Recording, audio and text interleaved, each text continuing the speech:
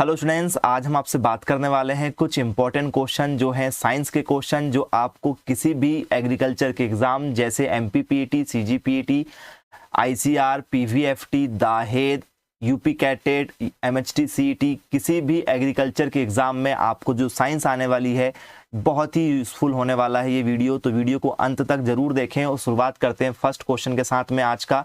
इससे पहले यदि आपने हमारे प्रीवियस वीडियो नहीं देखे होंगे तो आप प्लेलिस्ट पर जाकर देख सकते हैं और वीडियो की एंड बटन पर भी जाकर आप देख सकते हैं। तो फर्स्ट क्वेश्चन स्टूडेंट्स हमारा, given below are three covalent species, identify the one which is isostructure with boron trichloride। नीचे तीन सहसंयोजी प्रजातियां दी गई हैं, उनमें से एक समसंरचनात्मक है, को पहचानिए जो बोरॉन ट्राइक्लोराइड से संबंधित है। बोले सर बोरॉन ट्राइक्लोराइड होना चाहिए। बोरॉन ट्राइक्लोराइड मतलब क्या होता है? बोले सर बोरॉन ट्राइक्लोराइड मीन्स क्या होता है? बोले सर BCl3। तो जी हाँ स्टूडेंट्स, BCl3 आपको कहाँ दिखाई दे रहा है? तो सर BCl3 के जैसा सिमिलर बताओ, ये BlCl3 के जैसे है क्या? नहीं। ये है क्या? नहीं। ये बोले सर ये भी नहीं है।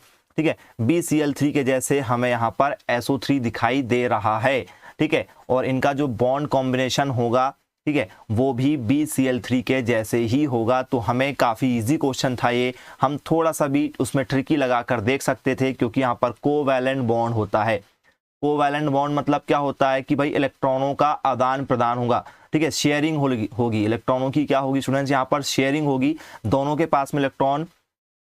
ठीक है, डोनर गेनर नहीं होते हैं, दोनों ही क्या होते हैं? डोनर और दोनों ही गेनर होते हैं। मतलब अपने ही इलेक्ट्रॉनों का या क्या करते हैं? शेयर करते हैं। याद रखिएगा, अपने ही इलेक्ट्रॉनों को आपस में क्या करते हैं? शेयर करते हैं। कैसे करते हैं उस पर भी चर्चा करते हैं। जैसे बोरॉन का एटॉमिक नंबर क्या है? 5 है, और क्लोरीन का एटॉमिक नंबर कितना होता है? वो सर क्लोरीन का, ठीक है, 17 होता है। ये इनके एटॉमिक नंबर मीन्स क्या होते हैं? एटॉमिक नंबर मीन्स परमाणु क्रमांक। क्या किसकी बात हो रही है? एटॉमिक नंबर मीन्स परमाणु, ठीक है, क्रमांक की बात हो रही है, परमाणु क्रमांक। तो बनाओ जरा 1s इसका।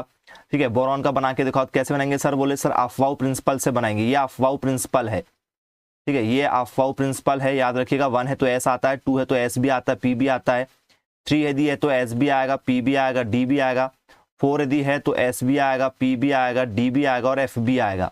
ठीक है, ये अफवाउ प्रिंसिपल है। आप सभी बच्चों को ऑलरेडी पता होगा, नहीं पता है तो आप इसको ध्यान से देखिएगा, काफ़ी इंपॉर्टेंट है। ठीक है, और आपको साइंस में 5 से 6 मार्क्स इस बेस्ड जो क्वेश्चन आते हैं इस पर बेस्ड, वो आपसे ज़रूर सॉल्व हो जाएंगे। 5 यदि लिखना तो क्या लिखना होगा? 1 के साथ में S, तो बोल सर 1s2। ठीक है, 5 लिखना है, फिर 2 के साथ में S तो 2s2। टोटल काउंट करके देखिए, 2 और 2 हो गए 4, 1, 5 लिखना है। अब 2p पर क्या आना चाहिए? 2p पर क्या आएगा सर? 2p पर अब 1 आएगा। काउंट करो, 2, 2, 4 और 1 कितना हो गया? 5। बोले जी सर क्लियर है। यही स्ट्रक्चर हमारा यहाँ पर हमें देखने को मिलेगा।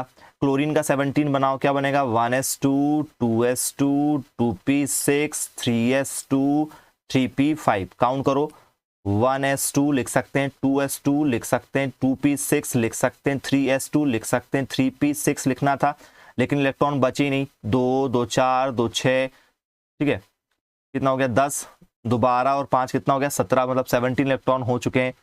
तो ये अपने ही इलेक्ट्रॉनों का, ये लास्ट ऑर्बिट का जो इलेक्ट्रॉन है, ये अपने ही इलेक्ट्रॉनों का क्या करते हैं? शेयरिंग करते हैं। मतलब P के पास भी कमी है और इस P के पास भी कमी है, तो ये बोलते हैं कि भाई समय आने पर तुम हमारे इलेक्ट्रॉन ले लेना, हम तुम्हारे इलेक्ट्रॉन ले लेंगे। तो ये अपने ही इलेक्ट्रॉनों का आपस में क्या करते हैं? शेयरिंग करते हैं। अपने ही इलेक्ट्रॉनों की आपस में शेयरिंग करते हैं। वैसे ही यहाँ पर हमें SO3 दिखाई देगा, जो अपने ही इलेक्ट्रॉनों की क्या करेगा? शेयरिंग करते हुए हमें नजर आएगा। और ये था अफवाउ प्रिंसिपल, जिस पर ये बेस्ड पूरा क्वेश्चन था। ठीक है, और जो हमारा कोवैलेंट बॉन्ड से रिलेटेड था। ठीक है, तो आपको पता होना चाहिए कोवैलेंट बॉन्ड क्या होता है, जो अपने इलेक्ट्रॉनों की शेयरिंग करते हैं। जैसे आप स्कूल में, ठीक है, आप क्या करते हो? आपके 5 सब्जेक्ट होते हैं 11th 12th में, तो आप 2 बुक लेकर जाते हो, 2 बुक आपका दोस्त लेकर आता है। हिंदी इंग्लिश आप ले जा लेते हो, तो आपको, ठीक है, physics chemistry maths bio animal की बुक्स या फिर क्रॉप्स की बुक्स आपका दोस्त लेकर आता है। तो जब आपका दोस्त लेकर आता है, ठीक है, तो आप आपस में क्या करते हो? शेयर करके पढ़ते हो कि भाई तुम्हारी बुक से मैं पढ़ूंगा, मेरी बुक से तुम पढ़ेंगे। टीचर आएंगे तो दिखा देंगे सर एक बेंच में 2 बुक है, तो बस ये भी करते हैं। इसके पास जाएंगे तो ये बोलेगा सर मेरे पास टोटल 18 इलेक्ट्रॉन, जबकि पास में एक 17 है। ये एक बोरॉन से ले लेता है। जब मैं बोरॉन के पास जाऊंगा तुम्हारे पास कितने इलेक्ट्रॉन है? तो बोरॉन बोलेगा मेरे पास 6 हैं। या ये और इलेक्ट्रॉन ले लेगा इससे लास्ट ऑर्बिट से, तो ये बोलेगा सर मेरे पास पूरा कंप्लीट है, मैंने 6 ले लिया हूँ। तो ये इनसे इनके पास 5 मतलब 2 और 5 7 है, तो वो 6 आसानी से ले सकता है। तो ये अपने इलेक्ट्रॉनों को आपस में एक दूसरे से क्या करते हैं, लेते रहते हैं, भाई तुम हमें दे दो, हम तुम्हें दे देंगे, ठीक है। तो ये कोवैलेंट बॉन्ड का एग्जाम्पल SO3 भी यहाँ पर सिमिलर हमें देखने को मिल जाता है, याद रखिएगा आप लोग। फिर नेक्स्ट क्वेश्चन है हमारा, arrange the following conformation of butane in the decreasing order of their stability. Anti conformation P को शो करता है, एंटी कन्फर्मेशन किसको शो करता है स्टूडेंट, बोल सर एंटी कन्फर्मेशन जो है वो P शो करता है, ठीक है P। फिर उसके बाद में फुली एक्लिप्स है जो R शो कर रहा है। फिर गॉच, ठीक है, गॉचे जो है हमारा गॉसे उस कन्फर्मेशन वो है S को शो कर रहा है, और पार्शियली एक्लिप्स है जो वो Q को शो कर रहा है। तो हमें ब्यूटेन का फॉर्मूला पता होना चाहिए सबसे पहले। तो सर बोले ब्यूटेन का फॉर्मूला क्या होता है, C4H10 ब्यूटेन का फॉर्मूला होता है। C4H10 किसका फॉर्मूला है, बोल सर C4H10 जो है ब्यूटेन का फॉर्मूला है। इसका फॉर्मूला है, ब्यूटेन का फॉर्मूला है। और तो वो क्रम जो होगा वो सही क्या होगा, तो ये क्रम है एंटी, ठीक है, स्टार्डेड जो है वो फर्स्ट में आता है, गॉसे जो है सेकंड में आता है, स्क्रू एक्लिप्स थर्ड में आता है, और फुली एक्लिप्स जो है वो फोर्थ में आता है। तो ये पॉसिबिलिटी कैसे होती है स्टूडेंट्स, तो हम इसमें बात करते हैं, ठीक है। हमें फॉर्मूला बेस्ड हमें ध्यान देना होगा, ठीक है। तो ये पहले नंबर पर क्यों आया हमारा, ठीक है, ये पहले नंबर पर एंटी वाला क्यों आया, पहले नंबर पर ये P वाला क्यों आया, ठीक है। हमारा विरोधी समाविन्यास क्यों आया, एंटी कन्फर्मेशन क्यों आया, क्योंकि ये एंटी मतलब एक दूसरे से अपोजिट डायरेक्शन पर होंगे एंटी। फिर यदि हमसे गॉसे लिखना है तो क्या लिखना होगा, बोले सर H कितने 4 थे, तो 4 की जगह क्या हो जाएंगे H यहाँ पर, ठीक है। बोले सर H यहाँ पर 4 ही होंगे, ये 4H हो गया यहाँ पर, मान चलो ये 4H हो गया, एक यहाँ एक यहाँ एक यहाँ एक 4। अब जो CH3 यहाँ पर जो जुड़े हुए हैं वो CH3 एक यहाँ पर और एक यहाँ पर हो जाएगा CH3, ठीक है। कुछ इस तरीके से हो जाता है हमारा, ठीक है, इस तरीके से हो जाएगा डायमेंशन कि भाई 2 CH3 ऊपर की ओर हो जाएंगे, तो वो ठीक है गॉसे में हो जाएगा। एक्लिप्स में फिर थोड़ा सा दूर हो जाता है, फुली एक्लिप्स में थोड़ा सा, ठीक है, और नज़दीक हो जाता है। तो इस तरीके से जो लिखने का तरीका है स्टूडेंट्स हमारा, ठीक है, यही तरीका हमारा कहलाता है, ठीक है, क्या बोले सर, यही तरीका हमारा कहलाता है ब्यूटेन। क्या कहलाता है हमारा, ठीक है, ब्यूटेन के, ठीक है, समविन्यास यहाँ पर इन्हें माने जाते हैं। तो याद रखिएगा ये तरीका है। पहले नंबर पर कौन आता है सर, पहले नंबर पर आता है समविन्यास। सेकंड नंबर पर क्या आता है हमारा सर, सेकंड नंबर पर आता है हमारा गॉसे समविन्यास, जिसे हम लोग क्या कहते हैं, एस से रिप्रेजेंट करते हैं इसको, एस, ठीक है। फिर उसके बाद में हमारा एक्लिप्स आता है, ठीक है। तो एक्लिप्स को किससे शो करते हैं स्टूडेंट्स हम लोग, बोल सर एक्लिप्स हो जाता है हमारा क्यू, ठीक है, क्यू, क्योंकि एक्लिप्स जो है वो पार्शियली एक्लिप्स है, तो बोल सर उसे क्यू से शो करते हैं, मतलब आंशिक रूप से ग्रहणी जो है वो क्यू। और उसके बाद में फिर फुली एक्लिप्स्ड आता है जिसे हम लोग कहते हैं आर, जिसे हम लोग कहते हैं पूर्ण ग्रहणी, या जिसे हम लोग कहते हैं स्टूडेंट्स फुली एक्लिप्स्ड कहते हैं। तो ये काफी इंपॉर्टेंट क्वेश्चन था, एक अपने आप में यूनिक क्वेश्चन था, तो आपसे ये भी क्वेश्चन बनना चाहिए।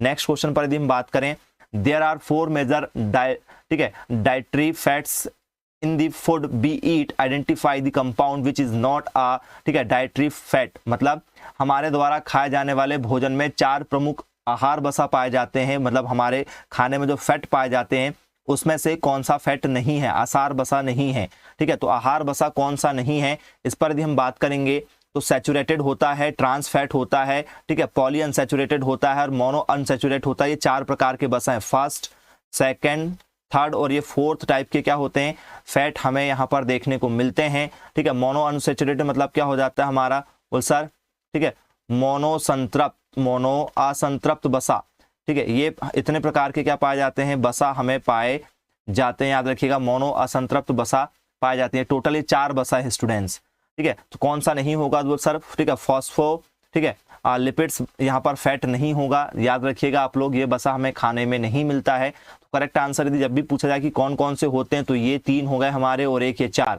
टोटल 4 वसा हमें हमारे खानों में मिलते हैं। नेक्स्ट क्वेश्चन की ओर बढ़ेंगे स्टूडेंट्स।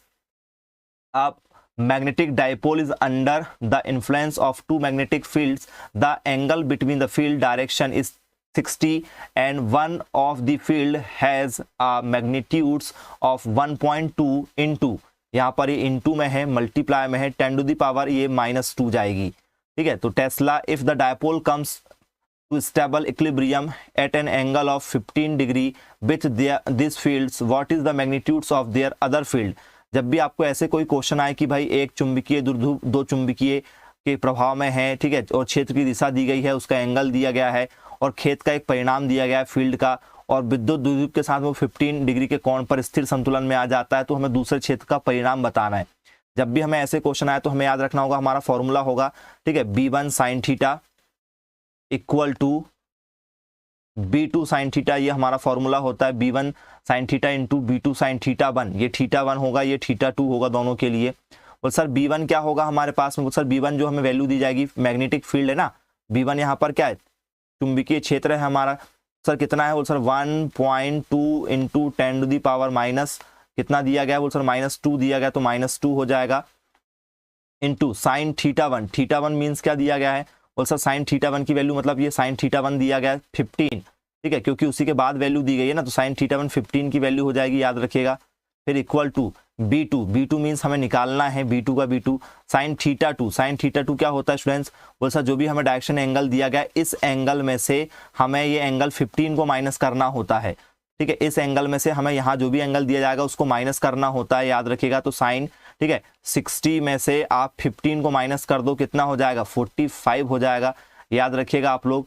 तो बोले सर अब क्या करना होगा, बोले सर 1.2 का 1.2 इंटू 10 टू दी पावर -2 का 2, ठीक है, साइन 15 की वैल्यू कुछ होती है क्या, बोले जी सर, क्या लिखेंगे 0.69 लिखेंगे या 65 लिखेंगे राउंड फिगर में, 0.65 लिखेंगे, तो यहाँ रख देंगे हम लोग, ठीक है, 1.2, ठीक है, इंटू 10 टू दी पावर -2, ठीक है, थीटा 1 की वैल्यू क्या है हमारे पास में, बोल सर 0.65 है, इक्वल टू B2 हमें निकालना है, साइन का, साइन थीटा 2 की वैल्यू कितनी, बोल सर 45 हो जाएगी, ठीक है, थीटा 2 45 था, 45 की वैल्यू रख देते हैं, कितना है 45 की वैल्यू, बोल सर 0.85, ये इंटू में है, इंटू वाली चीज़ कहाँ जाएगी, अपॉन में, 1.2 into 10 to the power -2 into में 0.65 अपॉन में क्या हो गया, बोल सर साइन 45 की वैल्यू इंटू में तो कहाँ चला जाएगा, अपॉन में, उसकी वैल्यू कितनी 0.85, उसको आप यहाँ पुटअप करेंगे, B2 का B2, बोले सर अब क्या करना होगा, बोले सर इसको काट दीजिए आप,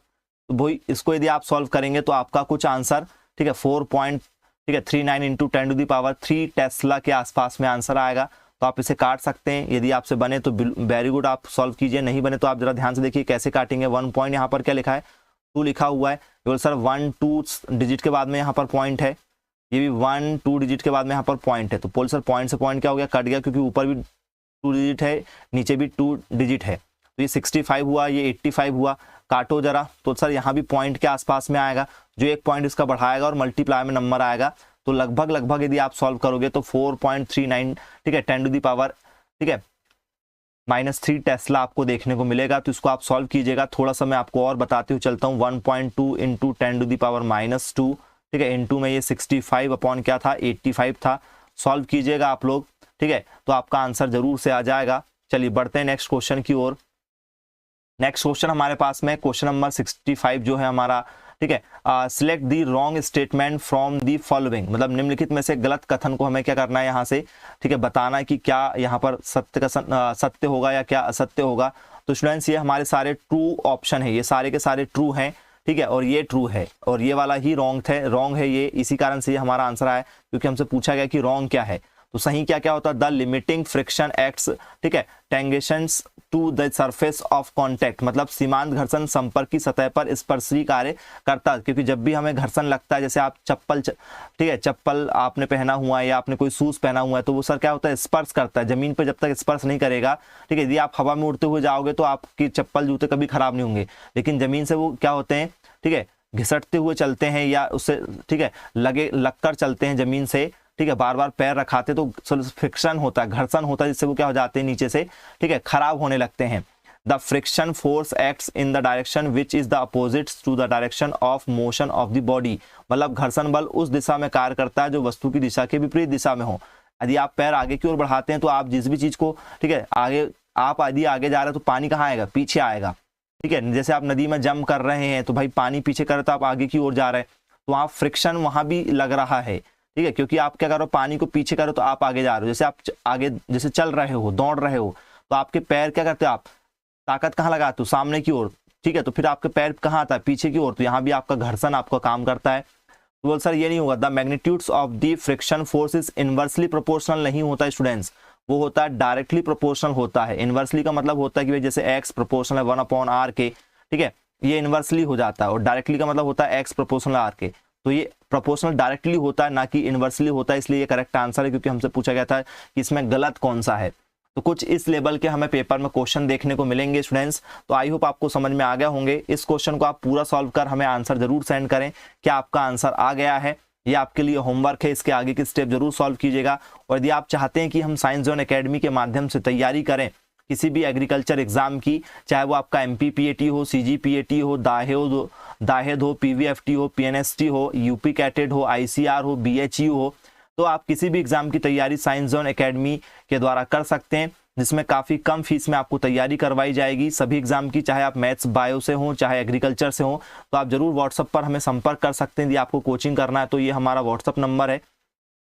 आप इसमें आपका नाम, आपका सब्जेक्ट, ठीक है, आपका, ठीक है, कोर्स, आप कौन से कोर्स में एडमिशन लेना चाहते हैं, कि आप कौन सा कोर्स करना चाहते हैं, तो आप हमें कोर्स बताएं कि सर हमें MPPAT लेना है, हम मैथ से हैं, बायो से हैं, हमें PVFT लेना है, क्या सब्जेक्ट है हमारा, जो भी आपको, आपका नाम, सब्जेक्ट, कोर्स और आप किस ज़िले से बिलोंग करते हैं। क्योंकि बेटा ऑल ओवर इंडिया से हमारे पास में बच्चे क्लासेस ले रहे हैं एग्रीकल्चर एग्जाम की, तो आप सिटी ज़रूर बताएं कि सर हम इस सिटी से बिलोंग कर रहे हैं।